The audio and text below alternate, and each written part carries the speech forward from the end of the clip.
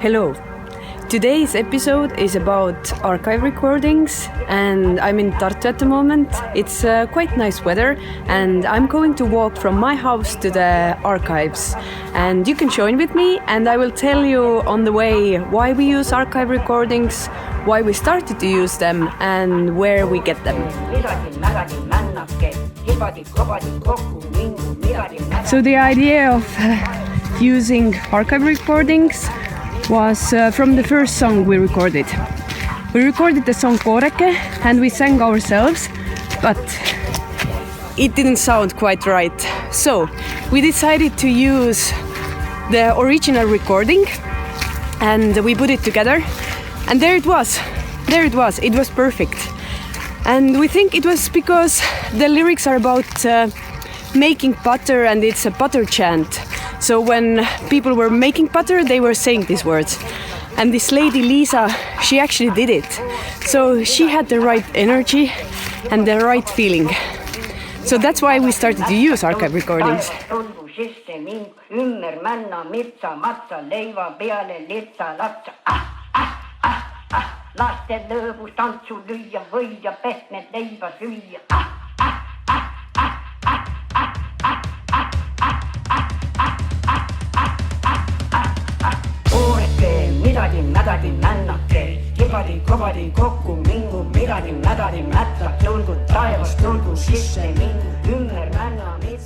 So let's continue our walk.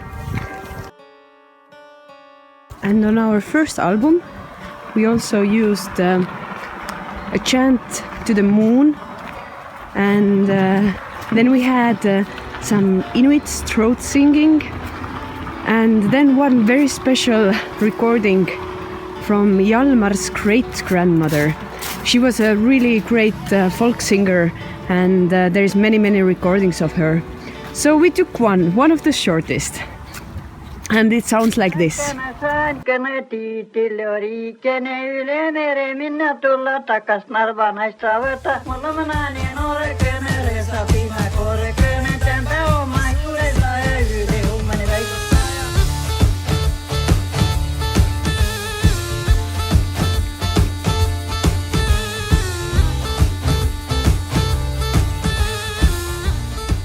How cool is that, to make a band with your own great-grandmother? It might seem to you that there is no one living in this city. Actually, it's not true. This is the second biggest city in Estonia. It's a university city. There's a lot of students here, and it's actually the center of the town where all the nature is. And we are really happy to live here. And this is my way to the archive, so I'm very happy to go to the archives all the time. Also, on our new album, which will be released in May, we will continue with archive recordings. And we have quite many surprises for you. So there it is. This pink building is Estonian Folklore Archive of Estonian Literary Museum. And I will also take you inside of that building.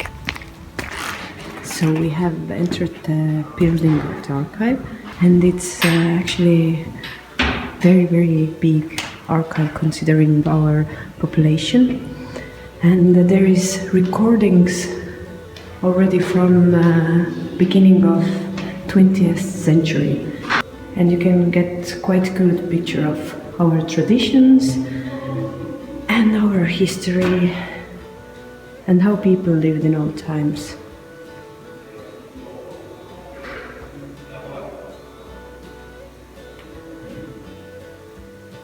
So now we are entering the room where all the magic is, and we have to be really quiet in there.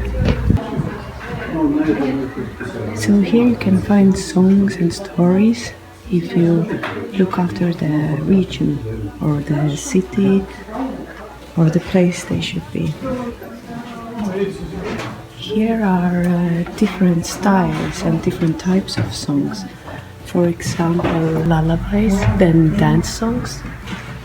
And there you can find also, for example, from weddings. So there's loads and loads of stuff. And then you find your songs, the numbers, and then you go to the computer and then you can listen to them. Thank you so much for taking this trip to Estonian Folklore Archive with me. I'm really happy that we have this kind of legacy, and it's really important to us, to Estonian people, especially to Trad.Attack, because it was a great influence, and it still is great influence to our music. And that's why we have decided to support the archive a little bit. And every new CD we sell, we will give 50 euro cents to the archive, and they will make something really good with it. So, if you buy our new CD, you will also support Estonian Folklore Archive. Thank you, and see you in the next episode.